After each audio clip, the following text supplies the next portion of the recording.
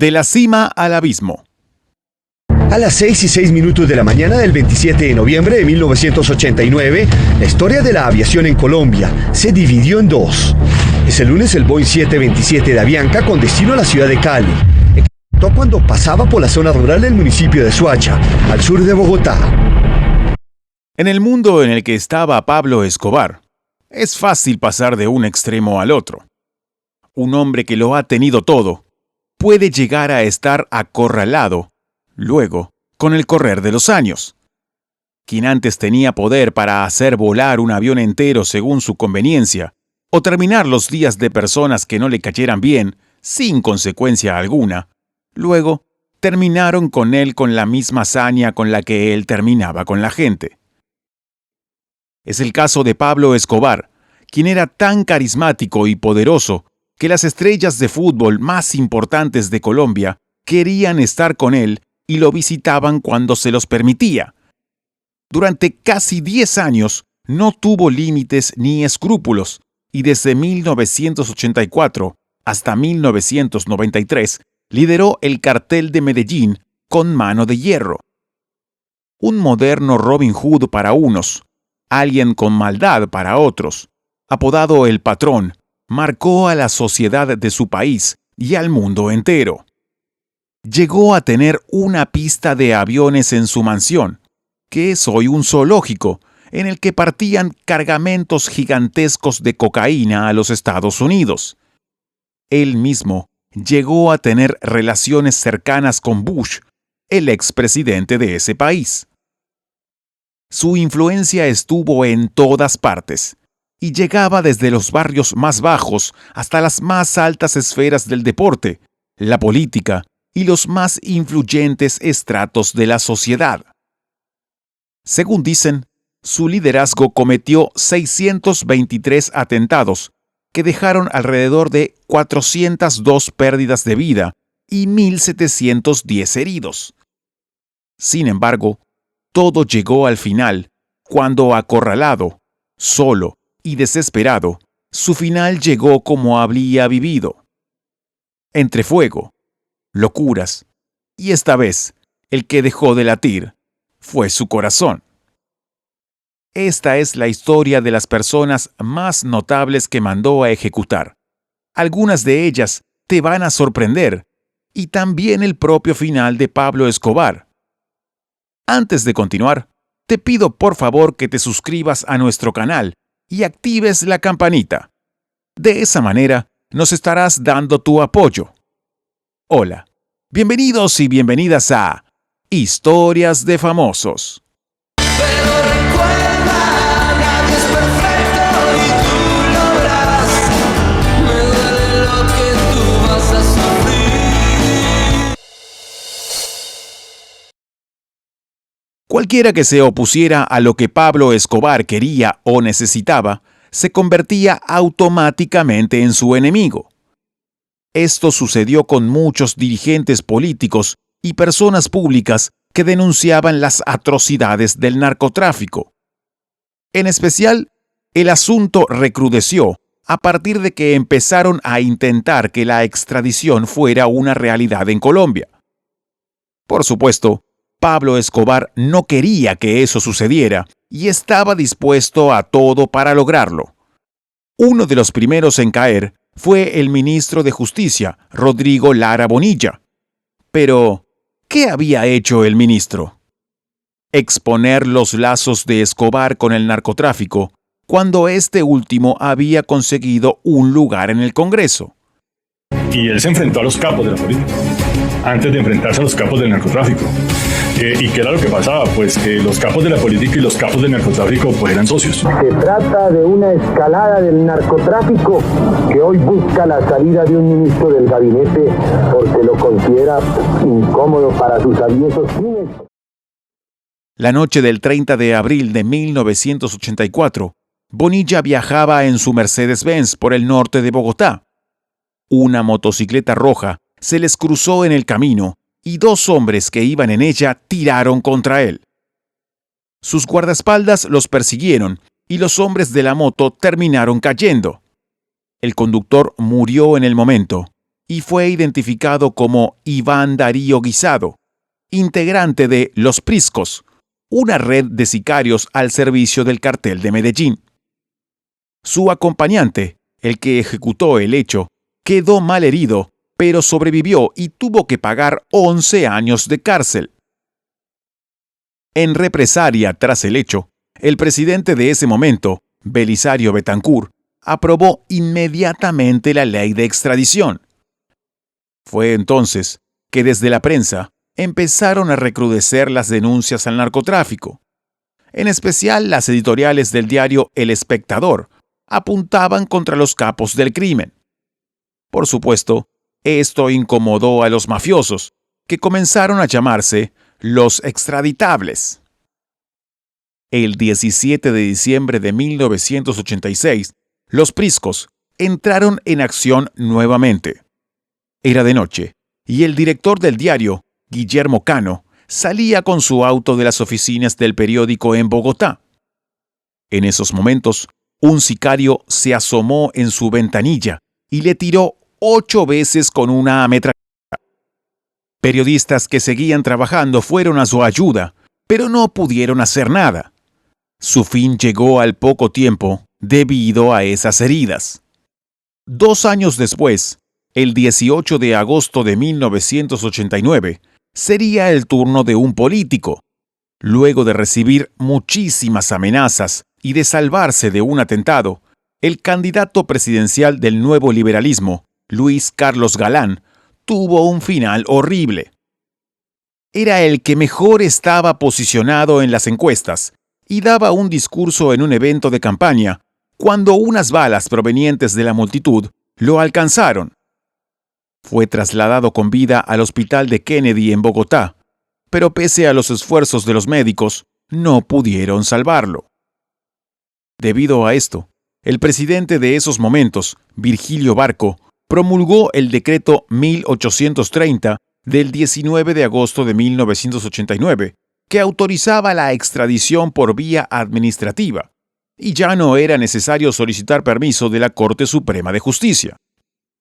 Otra de las víctimas de Escobar fue alguien que no tenía que ver con la política ni con los negocios, sino una persona que, según el patrón, se portó mal con su equipo, Independiente de Medellín. El 26 de octubre de 1989, Álvaro Ortega, un árbitro de fútbol, fue sentenciado por su arbitraje del partido en el Estadio Pascual Guerrero de Cali, en el que el América se impuso 3-2 al equipo favorito de Pablo Escobar. ¿Por qué? Porque había anulado el gol de chilena de Carlos Castro y evitado el empate a falta de 2 minutos del final. 19 días después, Ortega fue árbitro del partido de vuelta entre Independiente de Medellín y el América en el estadio Atanasio Girardot.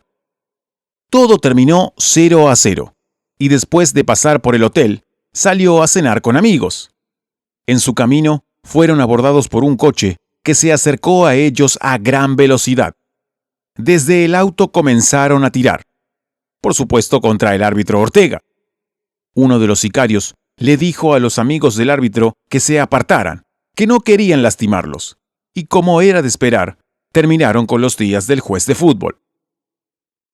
Otras de las ordenanzas por Escobar fue presuntamente que terminen con la vida de 49 jóvenes que fueron encontradas durante 3 noches seguidas en distintas localidades de Medellín, Envigado, La Estrella, Bello e Itagüí. Cada uno de estos cadáveres presentaba señales de tortura y violencia extrema. Luego de varios días de intensas investigaciones, la policía llegó a una conclusión.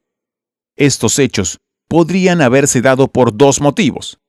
Por un lado, podría haber sido que los enemigos de Escobar intentaron conseguir información de estas adolescentes y como ellas no se las proporcionaron, las torturaron y terminaron con ellas. Por otro lado, hay otras voces que creen que Escobar estuvo a punto de ser atrapado en una de las fincas donde se ocultaba, porque alguien delató su ubicación. Sin tiempo ni paciencia para descubrir quién había sido la que lo había vendido, mató a todas sus amantes del momento. Pero eso no fue todo. Esto que les conté es solo una parte de toda la sangre que corrió por sus manos. Más casos, pero esta vez con bombas. Unas 6.000 personas, aproximadamente, encontraron el final de sus días como resultado de algo hecho en nombre del cartel de Medellín. Hablan de 100 bombas solo entre septiembre y diciembre de 1989. Los artefactos explosivos fueron puestos en supermercados, bancos, colegios, la calle misma y lugares estratégicos. Todo fue por la aprobación de la ley de extradición. En esos momentos, la mafia se ensañó con el Estado colombiano, incluyendo a la población civil. En 1988, por ejemplo, un coche bomba que hizo explosión a las afueras del diario El Colombiano de la ciudad de Medellín. Y en 1989 sucedió lo mismo, pero en el diario El Espectador, en Bogotá. Habían pasado solo 3 años después de que la mafia había terminado con la vida del director, como ya mencionamos anteriormente. En 1989, que fue catalogado como el peor año de atentados efectuados por el cartel de Medellín, un bus cargado con 7 toneladas de dinamita voló frente a la entrada principal del entonces Departamento Administrativo de Seguridad. Eran las 7 de la mañana del 6 de diciembre de ese año. Hubo 72 pérdidas lamentables y más de 600 heridos. Según parece, el objetivo de Escobar era el general Miguel Maza Márquez, entonces director de ese departamento. 2 años más tarde, más precisamente en 1991, otro coche voló debajo del puente de la Avenida San Juan, en Medellín, afuera de la Plaza de Toros llamada La Macarena. La detonación fue de 150 kilos de dinamita. Provocó 26 pérdidas y 134 heridos. En esta oportunidad, el hecho fue dirigido a un carro oficial de agentes del F2 de la Policía Metropolitana. Algunos de ellos fallecieron, pero no serían los únicos. Un avión y una historia nefasta. El hecho más brutal, por el terrible daño que provocó, fue sin dudas el del 27 de noviembre de 1989. Por este hecho, Pablo Escobar nunca asumió responsabilidad. Aunque parezca mentira, o de una película, la mafia colombiana hizo explotar un avión. La aeronave de Avianca despegó del aeropuerto El Dorado, de Bogotá, con destino al Aeropuerto Internacional Alfonso Bonilla Aragón de Palmira, que presta servicio a Cali. 5 minutos después, cuando se encontraba a 10.000 pies de altura, y en ese momento ocurrió el hecho. ¿Qué fue lo que pasó? Un hombre reclutado por el cartel, que no tenía idea de lo que llevaba, hizo detonar el artefacto, incendiando primero la parte central del avión. Después, el fuego se extendió por las alas y llegó hasta la parte trasera de la aeronave, a uno de los tanques. Esto provocó otra explosión que destruyó completamente el avión. No solo no hubo sobrevivientes, sino que 107 personas llegaron al final de sus días, entre pasajeros y tripulación. Aparte, perecieron 3 personas en tierra. El hecho había sido pensado para acabar con el entonces candidato presidencial César Gaviria, que ganó las elecciones en 1990. El político tenía previsto tomar el vuelo, pero por razones de seguridad no lo hizo, y eso terminó salvándole la vida. Michael Jackson, un objetivo de Escobar. Una vez, uno de los hijos de Pablo Escobar le sugirió que trajeran a Michael Jackson porque estaba cansado de ver shows privados de los mismos artistas de siempre. El patrón estuvo de acuerdo y enseguida comenzó a planear algo. No sabía cuánto podía salirle, pero sí sabía que podía convertirlo en un negocio. Pensó en invitarlo, pagarle para que cantara, pero que después él tuviera que pagar para salir de este lugar al que había ido a cantar. El plan era atrapar a Michael Jackson después del concierto. Escobar iba a pedir una recompensa de $60 millones y con la repercusión de esto, se aseguraba de que su nombre resonara más allá del continente, hasta puntos donde no se le conocía. Una idea de la talla de Pablo, excelente y también peligrosa. Parecía todo muy normal, porque teníamos la pista privada de aterrizaje ahí, la cancha de fútbol muy cerca para que él armara su concierto, y yo veía como fácil la logística para que él llegue y haga su concierto y se regrese a su país, reveló el hijo de Escobar. Bueno, esto surge a partir de que yo, cansado de ver a los mismos artistas en la Hacienda Nápoles, le digo que por qué no traíamos a alguien de talla internacional y me acepta. Yo le sugiero a Michael Jackson como posible personaje, pues que yo era fanático y mi padre también le gustaba, le pareció buena la idea. Mi padre se le ocurre de manera inmediata, automática, que él lo invitaría a quedarse y que la salida de la Hacienda Nápoles le costaría $60 millones. O sea, él pensó traerlo, pagarle para que cante y después que él le pague para dejarlo salir de donde había llegado a cantar. Sin embargo, el hecho no pudo llevarse a cabo, por suerte para el músico, debido a que antes de que pudieran poner el plan en marcha, el gobierno le expropió esos terrenos a Escobar. Sin el lugar para hacerlo, era imposible concretar el hecho. Algunos meses más tarde, además, la policía daba con Pablo Escobar, que se entregaba y terminaría preso. La caída de Pablo Escobar. El final de Escobar fue como un karma. Terminó como había vivido. El 2 de diciembre de 1993, el narcotraficante huía por los tejados de una casa en Medellín cuando fue abatido por la policía. Sin embargo, aunque esa es la versión oficial, existen otras, que cuentan otras cosas. Pero no nos adelantemos. El gobierno colombiano arrestó a Escobar. Sin embargo, él y sus hombres se escaparon de una cárcel sin mayores problemas en 1992. Esto sucedió en el centro penitenciario La Catedral.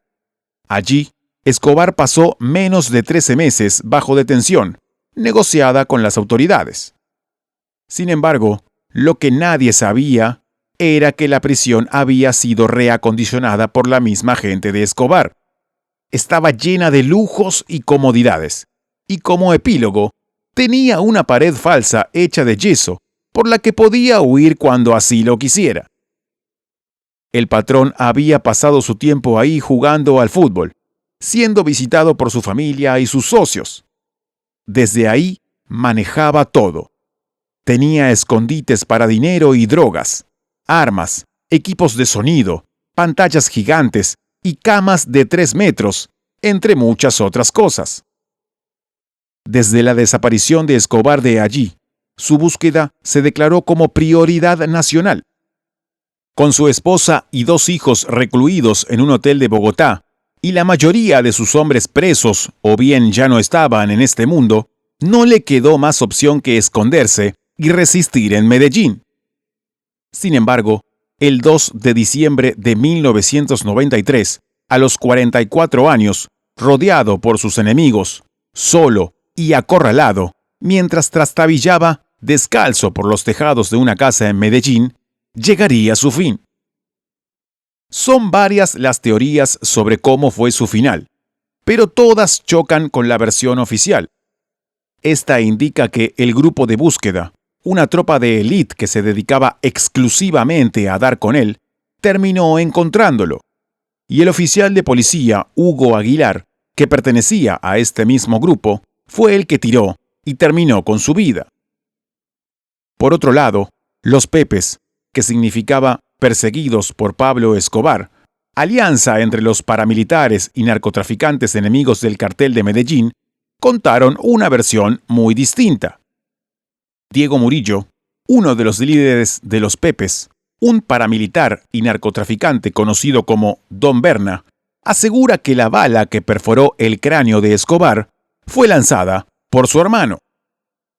También alega que fueron los Pepes quienes acorralaron y detectaron al narcotraficante más buscado del mundo, y no el grupo de búsqueda.